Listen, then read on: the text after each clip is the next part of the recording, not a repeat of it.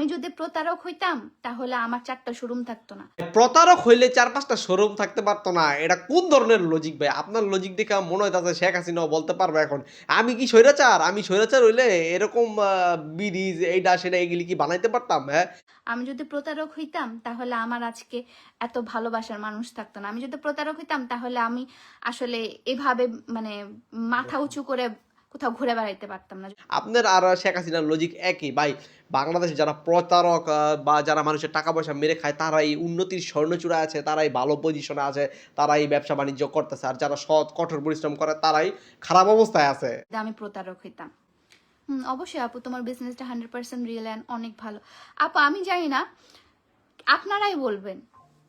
আমি তো আমার বিজনেসকে সবসময় ভালো বলবে, কিন্তু আপনারাই বলবেন, আপনারা দেখে। আর আপনারা তো ভালোবাসার মানুষ, এগুলি কারা জানেন? এগুলা সব হইতাছে ছাপড়ি টিকটকার যারা নাকি যাদের কাম কাজ নাই, কিছু নাই, সারাদিন টিকটকে স্ক্রলিং করে আর গিয়ে আপনার মুজরা টুজরা নাচানাচি কুদাকুদি এগুলা দেখে। এর জন্য আপনারা তো ভালোবাসার মানুষ। মসজিদের আলেমকেও মানুষ ভালোবাসে আর আপনারাও ভালোবাসে, কিন্তু এখানে 2টা ভালোবাসার মধ্যে অনেক পার্থক্য আছে যেটা আপনি বুঝেন নাই, কারণ আপনার বোঝার ক্ষমতা নাই।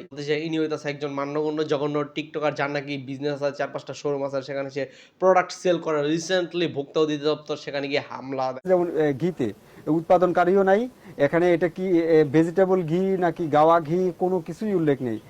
আর তাকে কর দিয়ে দিয়েছে 50,000 টাকা জরিমানা, আর তারও বিশেষ কিছু রিজন আছে। এটার মেয়াদ কবে কোনো কিছুই নেই। তো বিএসটি এর ম্যান্ডেটরি প্রোডাক্ট বাচ্চাদের জন্য একটা তেল আছে, সেই তেলটা আসলে এই একটা তো টোটালি লেভেল নাই। বাচ্চাদের প্রোডাক্ট যেটা সে বিক্রি করতেছে বা তার শোরুম রাখছে, কিন্তু সেখানে ডেট, এক্সপায়ার ডেট বা তৈরি করা ডেট এগুলা কিছুই নাই। আবার বিএসটিআই এর অনুমোদনও নাই। এগুলো না থাকা সত্ত্বেও সে তার শোরুমে রাখছে। আর এখন কট খাওয়ার পর সে বলতেছে এগুলো সে এক সাইডে রেখে দিয়েছিল, এগুলো বিক্রির জন্য রাখে নাই। ভাবে জিনিসটাকে প্রচার করেছে। হেয়ার অয়েল বিএসটি অনুমোদন যেটা নাই, সেটা হচ্ছে আমাদের বেবি বেবি হেয়ার অয়েলে, যেটা অলরেডি আমাদের অ্যাপ্লাই করা আছে। ওটা জাস্ট এখন পর্যন্ত আসেনি, ওটা অ্যাপ্লাই করা আছে। প্রিয়ামেডি হয়তো সবার এই টিকটকার ভাবে, এর জন্য ভাবতেছে এই ভোক্তা অধিদপ্তর হিংসা করে তার টিকটক দেখে জেলাস ফিল করে তার শোরুমে হামলা দিয়েছে, কিন্তু না বই, এরা যেখানে দোষ বা ত্রুটি পায় সেখানে গিয়ে আক্রমণ করে বা সেখানে গিয়ে তারা অভিযান চালায়। আর সেখানে গিয়ে তুমি দোষী, তুমি যদি দোষী না হইতা তাহলে তুমি তাদের সবগুলা জিনিস ব্যাখ্যা করতে পারবা। আর তুমি যে পাকিস্তানি ড্রেস বলে বিক্রি করতেছো, আচ্ছা ধরলাম সেটা ইন্সপায়ার্ড, কিন্তু দুর্ভাগ্যবশত ইন্সপায়ার্ড জিনিসটাই কি তুমি সেটাই জানো না। ইন্সপায়ার্ড মানে কি? ইন্সপায়ার্ড, হ্যাঁ, ইন্সপায়ার্ড মানে হচ্ছে আপু ওটা থেকে। ইন্সপায়ার্ড মানে আসলে বাংলাটা কি বলতো? ইন্সপায়ার্ড মানে বাংলা তো আমি জানি না। বাংলা তো আমিও জানি না ইন্সপায়ার্ড। মানে এটার বাংলায় জানো না, মানে বিশ্বাস করেন ভাই, একজন বাঙালি মেয়ে সে বাংলা জানে না ইন্সপায়ার্ড। আরে ভাই ইন্সপায়ার্ড তো হইতেছে অনুপ্রাণিত। তুমি তুমি বলতে পারতা যে বা লেখা রাখতে পারতা এটা এই পাকিস্তানি দেশ বা থেকে অনুপ্রাণিত। আর বল ভাই কিভাবে, তুমি তো নিজেই জানো না ইন্সপায়ার কি।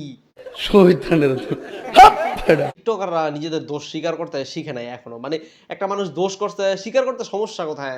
আপনি বলতে পারেন হ্যাঁ আমার ভুল হয়েছে, কিন্তু না, নিজের ভুলকে ঢাকানোর জন্য লাইভে এসে আরো 100টা অযৌক্তিক কুযুক্তি দিয়ে যাচ্ছে একের পর এক।